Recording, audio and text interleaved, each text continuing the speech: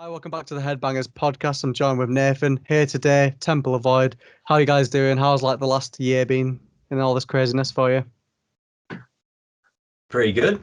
I've taken it on the chin, right? I mean, it is what it is, and you just gotta just roll with the punches, really. So it's not bumming me out.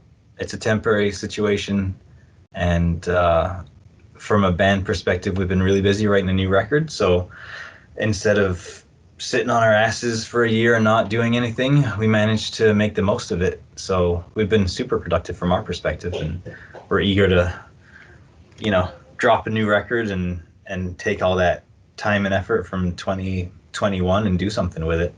But yeah, on a personal level, it's been an unprecedented amount of time with my family. So, and work has changed. Now I work from home, and even when we go back, I'll still be working from home. So, you gotta look on the bright side. I'm still alive too. So that's Yeah. a cool thing. Yeah, same here.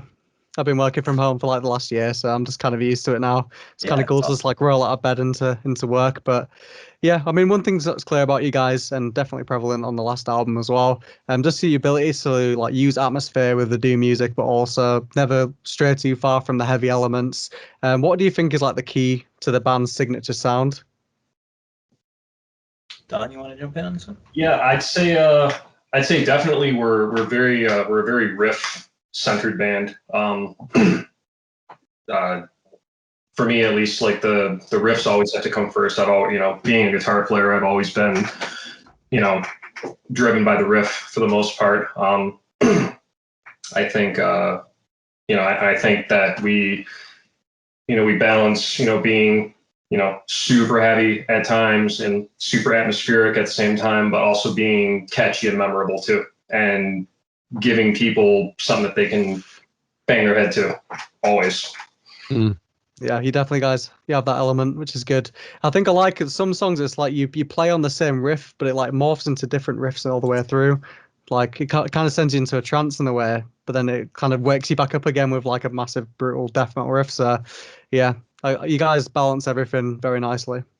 I think that's interesting that you kind of picked up on that and explained it that way, because when prior to Dawn, when I wrote the first album with Eric from a riff perspective, that's something that we would do is kind of we'd both play the same riff, and then he might start playing like a harmony to it or like a different, overlay. So then we'd playing two different things. Then I would match him, and it's almost like we're like going up a ladder, and we'd kind of go off and then match and then go off, and kind of take these steps together. So it really would morph and connect, and that's how we would kind of segue throughout some of the songs.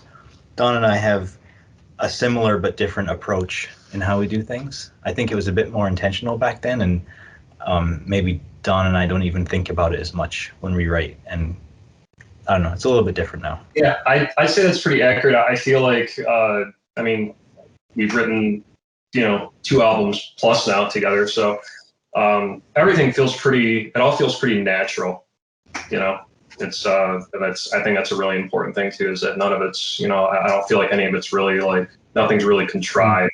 It happens and we let it happen.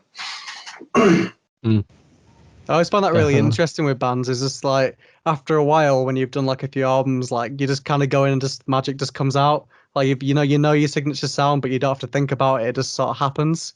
So that's interesting for sure. Like early on, as we were finding our footing at band practice, you bring stuff, you throw it against the wall, see what sticks. And it was early on when we figured out what worked for us. We had to proactively set up boundaries to say that, yes, that's a cool riff that you brought into the band, but we recognize that it's not where we want to go. So you kind of have to set these boundaries up once you've kind of established it, so that it doesn't turn into some free-for-all and you don't have an identity. But then we're at the point 4 albums in now where we don't really need to talk about, what is and what isn't, because we all just intrinsically know what is and what isn't. And to us, that will always be, like Don said, always being riff-oriented death metal has to be a portion of what we do from a collective perspective, like an album perspective. And then there has to be doom in it. But the cool thing about the doom aspect is doom is so wide. We can bring it in from like a Catatonia influence. We could bring it in from a cathedral influence, like from an Ahab in whatever. There's like so much that you can do with doom that it leaves the door really wide open for us from that perspective. For sure. Definitely. I find as well. Oh, sorry. Oh no, man, go ahead. No. Yeah, I find as well, like when you've got elements like doom, like the actual bass genre is kind of like a flat-ended thing where you can actually mold it quite well. And obviously, there's a lot you can do with death metal as well. And I think that definitely shows with like you guys like your music, because it's like you can get the doom elements from there, but you can tell it's still got the core death metal like vibe to it. Like that's what I really like about your music. It has to make you bang your head, for sure. Yeah. If it doesn't, then like we failed, because that's what we write for ourselves, so that when we're driving, you can pound on the steering wheel to the riff. You know, like that has to make you do that, or throw an invisible orange, just like, or give that bass. You know. Yeah, man. This kind of emotion when you're doing stuff, you know, driving or sitting or whatever.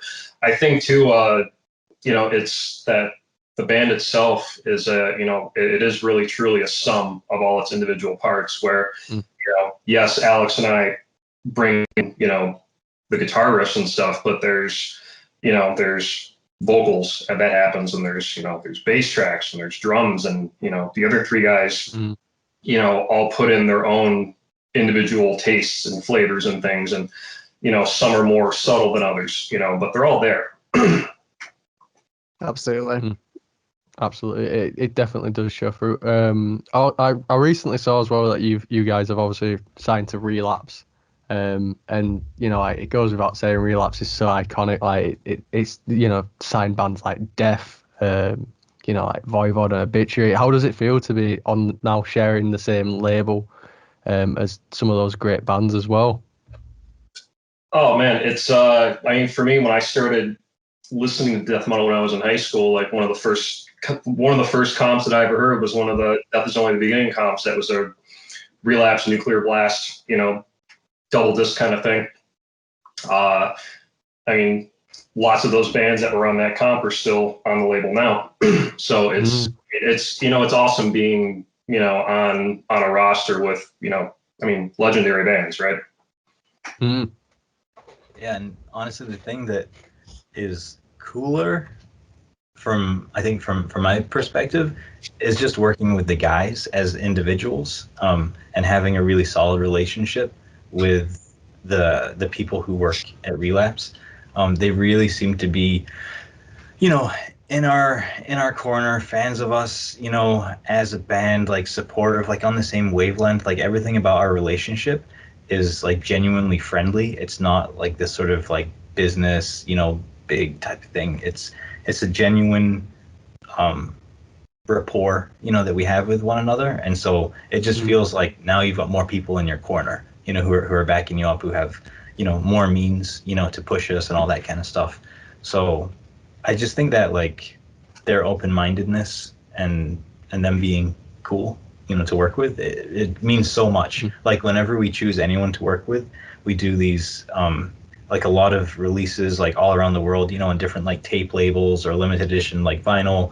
It's always like about the relationship that we can have with people, and if they're like, you know, they're down, they're fans first and foremost, then that means the world to us. It doesn't matter if they're putting out 75 copies of it on tape in Indonesia or something, like whatever. It's like they're stoked to work with us, we're stoked to get it out there, and it's just like handshakes, and you know, so relationship means a lot to us. And I'm happy to say we have a good one with Relapse so far. So yeah, it's always good to have that relationship of where they also feel like it feels like they're genuinely fans of your music as well. Like rather than getting, because I think a lot there's a couple record labels out there where it is strictly business, and I feel like it's better for the band to also have that good relationship where it's friendly, because it's easier to go to the label if you feel like anything's wrong, like, and that's what's great about what sounds so great about the relationship you guys have with Relapse. Yeah, we had, I mean, without going into details, like we had other, like honestly, like bigger offers on the table, but it came down to it's not about like the biggest or whatever. It's what you said, like about, you know, business versus like friendship, and they seemed more like on our level as far as like broing down, and that meant a lot to us, you know, so that everything wasn't behind, you know, red tape and like legal mumbo jumbo. So I just appreciate the way that they interact with us. It feels more like home, you know, so we're happy to be there. Yeah, absolutely. So obviously, like, you guys have such crushing riffs in the band. What would you say was your guitar heroes growing up? Like, who do you look up to? Who do you think influenced you guys the most? Don? For me, I think when I started playing, I was a big King Hanneman fan. I still am. I don't know if that necessarily translates like 100% into, you know, what I'm doing in Temple of Void. You know, just we're a slower band. Slayer's not a slower band. You know, I do make sure to work in a fair amount of dive bombs in the songs. So that's you know, I guess, you know, so the King Hanneman, you know, influence is still pretty prevalent. Big fan of Anders Nystrom from Catatonia. Yeah. Gregor McIntosh from Paradise Lost has monster riffs and monster guitar tone. Those are probably three of the big ones. Eric Rutan, Robert Vigna from Immolation. Those are some of the other ones. You know, I like guys that are, you know, not afraid to move around on the fretboard and, you know, do some kind of, you know, do some more like wild stuff, you know, with the notes and the chords and bends and strings and stuff like that. For sure. And for me, it goes back further than that. I'll name drop much larger personalities that made me want to pick up a guitar as a youth, and like Slash is like the first one that comes to mind, and James Hetfield and Kirk Hammett. Just seeing like James's stance, like sort of like Live Shit, Binge and Purge era, you know, Metallica, just like his stance with his, you know, ESP Explorer, and then Slash is effortlessly cool, you know, everything about how low he slung his Les Paul, and like the guitars that I own are all like Slash orient, like guitars that he would play, like Les Paul. James Hetfield played the Explorer. I have an Explorer, and then I got the BC Rich Mockingbird, another one from Slash. So it's like, I don't think it's any shock that those are the guitars that I ended up with, and those are like the heroes that I had first as a kid. And then certainly Iron Maiden were huge. I have a Strat also, and so that's where Iron Maiden come into it probably. Iron Maiden were huge. I think of like the Raising Hell, like last show, and the way that they're just like, you know, as a kid watching that and the way they're running around, everything about Maiden also felt cool, you know. So those guys were really big on my radar. And then I'd also say Gregor McIntosh was certainly like a really early influence. And maybe even Max Cavalera with his 4 guitar strings. I think his riff is really influential. And probably like another one I would throw in there is, I can't ignore Porcell from Judge and Youth Today. His riffing on Bringing It Down, yeah, that record's just incredible. So I think it's interesting what you said as well about the, you know, how they present themselves on stage, because sometimes, like, when you look up to a band member, it's not just about the guitar riffs that they play, but it's their stage personas. Like, I think the persona really sells so much in a person. And like, when I think back to when I first got into like metal, I looked up to all these like massive people that just, you know, they had these stances on stage, you know, they'd get into doing stuff, and that's kind of what you remember mostly about them, not just the riffs. So yeah, it's about how they looked, you know, when you're really young. I mean, obviously you're enjoying their music, but then you have this like these sort of iconic representations of who these people are, and you know, it's certain live shows that you've been watching on your, you know, on your VHS, you know, over and over again, and that sticks in your brain just as much as the riffs do. Yeah. Even watching those guys on video when you're a kid, like they just had this, you know, they all did have this real larger than life kind of persona and image. You know, even, you know, Alex mentioned the Live Shit, Binge and Purge videos. I spent hours watching those in my living room when I was a kid, you know, and, you know, just I think attitude is a big part of it too, you know. Most of that was probably alcohol driven with a lot of those guys, but, you know, it's, there is still, you know, especially with somebody like Hetfield who could, the way that he could command a crowd and you know, through his words and through a microphone on stage, you know, to 15,000 people every night. So, another one is Scott Ian too. Like I'm just thinking, man, was going, but the thing that I've always looked back on Scott Ian and James Hetfield is like their down picking capabilities, and that's always something that I've pushed myself on, is to down pick, you know, reasonably as much as I can, wherever it makes sense. And just their tightness and the way that Scott Ian, just like, it wasn't always about the Kirk Hammetts and like the flashiest solos. It was sometimes like the rhythm players who are just holding it down. They're going off, they're going manic, you know, but they're holding down the riff. And that, you know, focus on the riff is something that's just pure, and you can trace it probably back from James Hetfield and Scott Ian to Don and I sitting here today writing riffs and just like, oh yeah, the riff. It's like 3 notes, but I don't care. Chug. I mean, Scott Ian like still got like the same stance now. Like, you know, you look at the big four, they're all kind of like, you know, you can tell they're getting a bit old, like they're kind of standing there on stage, not moving around much, but Scott Ian is still like doing laps around the stage like he's still 20, which is awesome. Oh, Scott Ian's got some of the best stage moves for a guitar player ever, and he did so much of that stuff without a wireless and never tripped himself up on his guitar cables, you know, way back in the day. Those little like moshing in a circle, those little like Even though even though I'm definitely somebody who, you know, if you watch, you know, if you see photos or videos of me playing live, I'm staring at the floor and, you know, just kind of playing. But, you know, Scott Ian still had, you know, he had the best stage moves for sure. Yeah, completely agree. Well, I think what's crazy as well about Scott Ian is like when you think of Anthrax, you immediately think of Scott Ian. Like I remember I recently had like a conversation with a friend, and he for the longest time he didn't know who the vocalist for Anthrax were.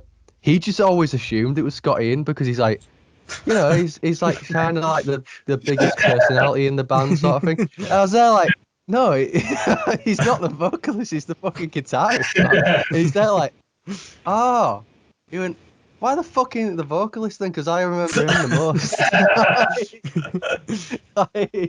Yeah, that's what's so amazing about him. He's got such a stage presence and such a attitude to him that people like immediately associate the band with him. When like sometimes a lot of it, people always assume the vocalist with the band, and it's so amazing to be a guitarist that sort of brings that into it, where it's like it can almost upstage the vocalist. You know what I mean, like, and it's like stay in people's heads like way better. Angus Young.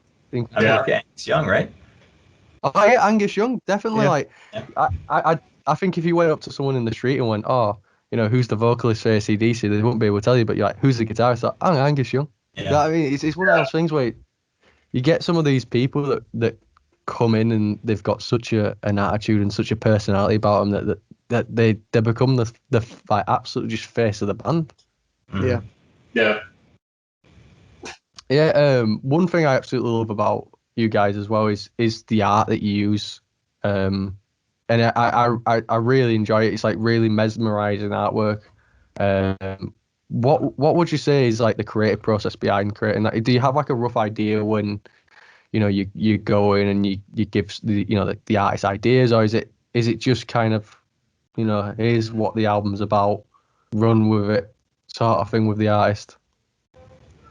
Don, I can jump in on this one. Yeah, that's all. That one's you out. So historically, like real quick, Of Terror and the Supernatural, we were, you know, debut record. We didn't have money behind us. Everything's coming out of our pockets. So we couldn't afford to get, you know, some really nice custom art painted. But Brent came to practice one day with this book from Pennington, and he showed us this artwork, and we're like, wow, this is just absolutely incredible.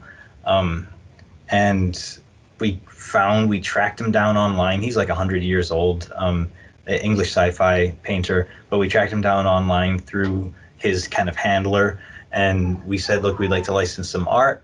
He licensed some art to us for a very reasonable price, and it was, well, it's an amazing, piece of art, but it was originally on a Lovecraft anthology, like in the 70s, I think. And that record, I mean, just that artwork alone, it just captivated so many people, so many people's attention, that artwork was huge for us. I really think it opened so many doors just because it's such an awesome piece of art. And it really started to set the stage for some sort of a mythos that is implicit in our artwork, and there's themes that we intentionally carry from record to record, but they're not overt necessarily. They're there if you can dig deep enough and you care to make the connections. It's like, up to you. You can kind of make what you want from it. But when it came to the second album, okay, we had some budget for an art. Paolo Girardi was an artist that we really respected, and given it had more of a death vibe to the second record, Lords of Death, we thought his approach his gruesome approach would really work with what we're doing. We gave him rough ideas, just in paragraph form, like here's some general, like a couple sentences of concepts, but he's an artist that doesn't work with sketches, for instance. So you kind of give him stuff and then he just comes back, boom, pretty much here it is. Which is, you got to have a lot of faith, in someone to execute that way, and it's not really our preference, but it worked out. We really, dig the Lords of Death cover. And then for the third one, we all got together and we're like, we don't want to repeat, like no album is like a repetition of the prior one. So we're like, who's next? And with the next one, we had some, if I recall, collectively, we came up with some rough ideas. And the main thing was about the scale involved, because we absolutely love the way that he brings in, Adam Burke is the artist. We love the way that he uses scale in all of his pieces. And it was the Shornaborg, I may be butchering the pronunciation, but the Shornaborg album cover that Don and I were just like, hands down. I'm glad you tried to say my name instead of me, Al. Yeah. I mean, like, I bought that CD just because the album art blew me away so much. The record was not that great, but the album art was like worth the $12 or whatever I paid for it. And so his sense of scale and epic dimensionality and immersion really meshed with us for what we want to do from like a cinematic perspective, to really bring people into a world. And we're calling it The World That Was. We gave him ideas. A lot of the concepts are like Leave the Light Behind, like ties in to like the figures on the boat. And there's, I mean, like literally he's like leaving some light behind and stuff, but there's definitely themes, lyrical themes represented in that artwork, but we don't really give him like compositional like instructions so much, but he did give us sketches, which was definitely helpful. And then for the new one, we went with a different artist who I won't say just yet, but this one is truly epic. This one is unlike anything I haven't seen it yet, but in theory is going to be unlike anything that I've ever seen before from a layout perspective. The amount of artwork that is involved in this and how it's going to connect to the prior albums. I'm really excited to see what he comes up with. We've seen like some really rough sketches, and I think we're going to get our first preview this weekend of it, maybe like 80%, 90% done. But it's a big piece of art, and it's going to allow us to really draw the viewer in and the listener in the same way that I like to harken back to looking at Iron Maiden records when I was like 12 years old and just poring over the Derek Riggs artwork, like on the front and back, and just noticing all the details and how it tied into the songs. I hope this new record is like that on steroids. That's the hope. Well, if it's anything like The World That Was, like that, I thought that was incredible. I'd straight up have that as a painting, to be honest. So if the next one's going to top that, I'm looking forward to see what comes. Yeah. I'm very excited to see it. Our concepts about the layout should be really, really cool. I wish I could say more. Yeah. That's awesome. Yeah, I think it's just it's so important to have great artwork like as a band, because the amount of times where I've been like drawn in just by the artwork, like I've been doing this thing recently where I decided, because I've started collecting vinyl, that I'm gonna buy the vinyl based on the artwork, how like people would before Spotify, yeah, just to see if it gets me into other like bands and stuff like that. So I've started buying it. I've had like a couple where I've got and going, Yeah, it how's it wasn't really working my out? thing. It's been all right, I've actually found quite a lot of like bands that I really, really enjoyed. Like, just based off going, that art looks really sick. I'm gonna buy that. I have actually found quite a few things. I've been tricked a couple times with like, Rotting Christ. Uh-huh. I was not expecting the sound that came out from the art, like at all. I was like, what? I really dig the art. So, like, what would you say, since you guys have been a band, like the most crucial moment for you guys? What do you look back on and say this is the best moment of being in the band?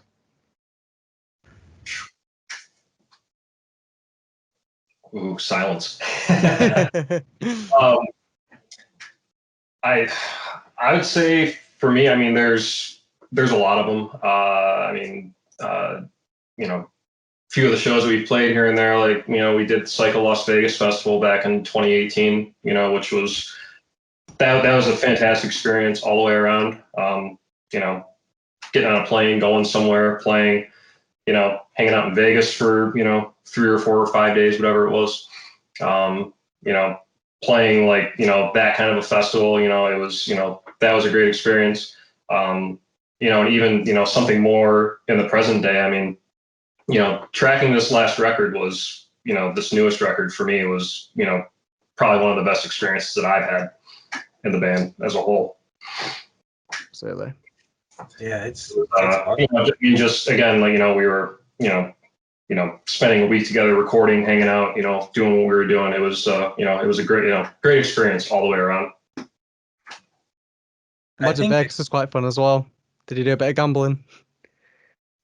No, I didn't gamble. I gambled a little bit, just a little bit, but not much. I'll go back just a little bit. Talking about crucial elements or crucial moments, and to me, a crucial moment was, I think of two. When we got the mix right for the sound design in The World That Was, Yeah. I think that up until that point, we'd had sound design on the other two records. We've had synth involved on a track here or a track there, but maybe the mix wasn't always right. It was maybe a little bit too low. Like we had good ideas, but we didn't let it shine. Like maybe we weren't secure enough to bring it up where it really should have been, or just inexperienced from that perspective. Right. And I think on The World That Was, we went all in and we put synth and sound design on every track, but we managed to mix it at such a level that it really added this atmospheric element, especially with the sound design portion, where we're treating it like a movie sound effects rather than treating it like musical, accompaniment. And I think that is a really crucial point for us, because to me it's like there's no going back, and that's like an element of our album sound now that really got crystallized on The World That Was.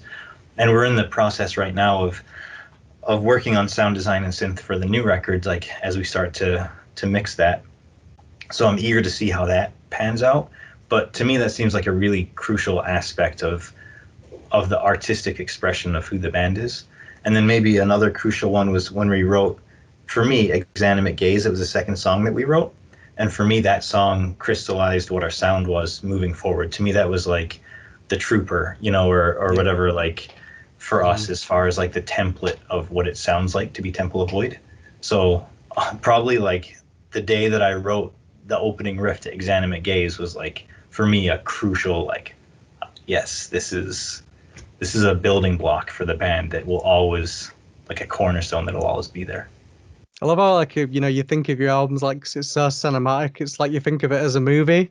Like, there's not just thinking about the music, but all the other elements put into it, and then the artwork, and no, it's very impressive, and I think it definitely shows through the album because it's definitely not one dimensional. It's like there's so much to it when you listen to it. Yeah. It's all a big journey, right? Yeah, for sure.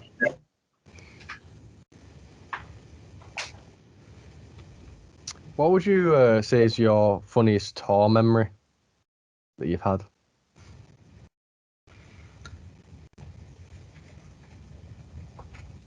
I can tell you got something good. I'm trying to think. We got so many. You've got like a face like which one can I tell and which one can't? Yeah, like the first one that came to my mind was, so FYI, like I don't do drugs, but one of the first ones that came to mind was a drug memory for the rest of the band, and then the second one that came to my mind was a sexual memory that also did not involve me directly. But neither tell them all. Feel like, I mean, we can talk about whatever, but I felt like at one of the shows, someone we were trying to stay with was trying to maybe get one or two of us into a threesome that didn't materialize, but it definitely like felt that way and was a little weird. But it would have been much funnier if it had actually materialized into something, but thankfully it didn't. And I don't know, the drug one I guess wasn't all that funny for me because I was sober, but I don't know what's funny to you. Man, you like the band Nanny that night? I mean, I'm just so boring. I don't know. Like, I like to read books and paint minis, and like, I don't get drunk. I don't, like, I don't do drugs. So like, you're not gonna get a lot of dirt. He spills his alcohol like he's drunk sometimes, but he's usually not. I do. I spill it like it's going out of style. No, which was the funny drug story? Is that are we talking about the brownies, Al? Yeah. Oh yeah. The brownie strip was great. I think that was at Blood of the Wolf in Kentucky, right? Mm-hmm. Yeah. And this was before I was in the band. Like I was just with them doing lights and merch and that kind of stuff. And I brought a little stack of brownies for everybody, and we ate them throughout the day, and it was an interesting trip. That's all I can say about that. I can imagine, to be honest. It was it was a lot of there's a legend of the Blood of the Wolf brownies, but we're still talking about everyone always underestimates potency. Everyone always underestimates brownies. Like the amount of times I've seen people eat them and go, I'm gonna have another one, and you're like, don't do it, and they fucking do it anyway. Because it's one of those it is fun how they sneak up on you because you eat it and then like an hour and a half later you go, oh, okay, I did that, all right, yeah. Absolutely. Well, my first actual time doing like marijuana in general was when we did space brownies. So I was like 16 at the time, and obviously I didn't really know much about it. I was like an irresponsible kid, so I was like, yeah, I'll have some. And my cousin put like a tray of weed in there, so like this shit was like pretty much green. The cake was even green. So I was like, okay, let's go. So then I was like, okay, I'll have a bit, and I was like, I'm quite hungry actually. I'm just gonna eat the whole thing, like it's like whole slice. And I was like, this doesn't even affect me. I was like, it doesn't affect me. And then like an hour later, I could see like 5 of my cousin. I was like, eating so much stuff. Like I hit a whole plate of pasta. Like, oh my god, I'm so hungry. I just threw up everywhere. And then I must have been high for like 2 days because I just wasn't there. Like I was physically there, but I wasn't mentally there. Like I remember like waiting for the bus to come, and almost like it teleported towards me. I was completely off on one. So yeah, that was like my first experience doing it, and it was just crazy. I haven't done it since, to be fair. Well, at least not eating it. Yeah, I don't think I've gotten anybody in the band to try my edibles since since those brownies. So Yeah, it's off. Yeah. You see what you're missing out on, Alex? Doesn't it sound fun? Yeah, no, I mean, it really doesn't. You're not really selling. Yeah. there was that one time that Brad's never let me live it down. That so like I think we filmed like the second ever episode of this podcast. Like just before I went to a festival, me and my mate made some edibles. Then literally the night before we filmed it, and my mate was like, these might be a bit strong. You might not be able to handle them. And that's like the worst thing you can say to me, because then I've got to kind of prove him wrong. So I had like 2 off the bat, and I was like, you know what? I reckon I could have a third one. I had a third one, and Jesus Christ, I was just gone.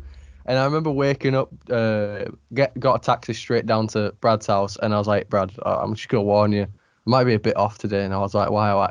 I'm still feeling the brownies, to be honest. Like, so all the way through this like episode, we were talking about like heavy metal news and like stuff about like metal, and I was just sat there going, just trying to function like a you can tell person. from the episode, to be honest. If you went back and watched it, you're like, Jesus Christ. Literally all my attention was just on just talking, trying to keep like it all maintained. For sure. So what would you say is like your guys' hobbies and interests? Like what might not people know about you that you're like into that's not metal? For me, like I was mentioning earlier, I was just painting some Warhammer. So with a young child, I only have a finite amount of time, to spend outside of work and family and Temple of Void. So I used to be super into cinema and literature and comics, and now anything that I do, like, it means I can't do something else, so I have to be really particular about how I spend my time.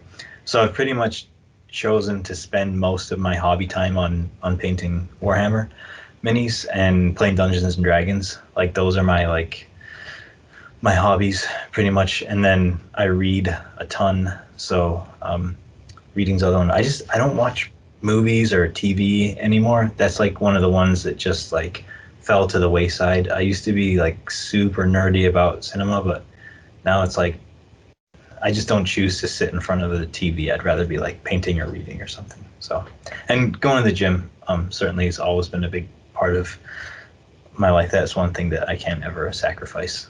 So, sure. Yeah, I mean, for me, mostly music is takes up like most of my hobby time. If I'm not working on, if I'm not rehearsing the Temple of Void, or if we're not writing, I'm, writing for, other stuff, for other projects that I just do on my own. I try to get outside, when I can, if I can, do some hiking and stuff like that. Kind of the same thing that Alex said, like, I don't really do a whole lot of TV and movie stuff anymore, for the same reason where I don't always want to just sit, on a couch in front of a TV and just, stare at stuff for, an hour and a half or 2 hours. Sometimes I can do that, I guess, usually if I have a brownie maybe or something. But, I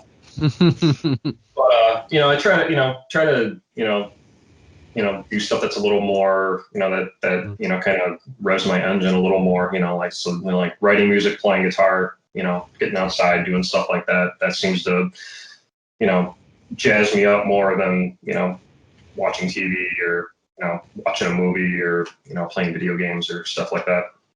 It's like staying productive, having productive hobbies. Yeah, it's always about creativity, because like whether it's whether he's writing music or I'm painting or I'm playing D&D, like all of these things are creative endeavors, so I think it's just about being productive with your free time. They're also all challenging. I think that's like there's continuity in that too. Like everything's a practice. Like playing guitar is a practice, like role playing is a practice, painting. All these things are things that like you improve upon, versus like the passive nature of sitting down and watching TV or whatever. And another thing I also would mention is riding motorcycles used to be like a huge part of my life, but that was one of the things that I just choose not to do as much anymore. I still do, but just not half as much as I used to. I used to tour on bikes, and that was a lot of fun. Motorcycles, and then Formula One. That's like my chosen. If you are going to catch me in front of the TV, it's because I'm watching Formula One, for sure. That's awesome. Definitely. I think we're kind of getting to the sort of end point of the interview. Obviously, we like to sort of wrap things up with one thing. If you had any advice to give to a band just starting out, over the years of you guys learning, what would you give them? What advice would you give them? I would say be honest in your approach, and I could echo what Alex has said in prior interviews, that when you're writing music, like write it for yourself, write it for the guys that you're in the band together with, and fuck everything else. I like that advice. That's great advice. Yeah. Yeah, and I think I would say it might be don't leave anything on the table. Like that's always been like an approach that I've taken with maybe not always, but the last couple of bands like Temple of Void and Hellmouth. Our approach has always been like, we're gonna do everything in our power to be whatever restrictions we have around us. We're gonna push right to the edges, right to those boundaries, and be the best that we can be within those limitations. Those limitations might be, tour, like inability to tour like full time because you're older, you have a career, whatever that may be. It might be geographical, whatever it is. It's like, do the best that you can up until that point, and then if success comes your way or success doesn't come your way, however you judge that success, at least you can look back and know that you gave it everything, and not look back and go, oh, if only done a better job on like the demo, don't just slap some like shitty artwork or no artwork, like back in the physical days, like handwriting something, like no, like maybe make labels or whatever it is, like put everything you can into it, make really nice t-shirts, make everything the best that you can, come out guns blazing, and just be as pro as you can be. That's always been my approach, I think, and in my adult life. But you only get that through experience and learning what does and what doesn't work. So I think that's why when Temple of Void came out now we're all in our 40s or even 50s, for our drummer, we're able to operate on a much higher level, much quicker, like right out of the gate, because we've had that experience that, an older Alex could have went back and told a younger Alex, like, now I've had that experience, so we could operate, boom, at a much higher capacity, right out the gate. Definitely. Yeah, absolutely. Well, you guys do keep getting better and better, and if the new album's anything like The World That Was or even better, I can't wait to listen to it, and I'm sure I'll be staring into the artwork for a while. So it's been absolutely awesome to speak to you guys. I've been a fan of yours for a while, and I hope to see you come to the UK soon when things are less crazy. So we hope that we can do that someday. That would be awesome. Yeah, hopefully 2022. Definitely. We have plans. Things are afoot. So that I'd love to make it to England for sure. Yeah, we'll stay tuned. Yep. Yeah. Thank you so much, guys. I've really enjoyed this. Thank you, obviously, for your time, and sitting down to talk to us. I've really enjoyed this. It's been really insightful and great. Yeah. Thank you, man. Yeah. Thanks, you guys. Appreciate it. Thank you. Master of None.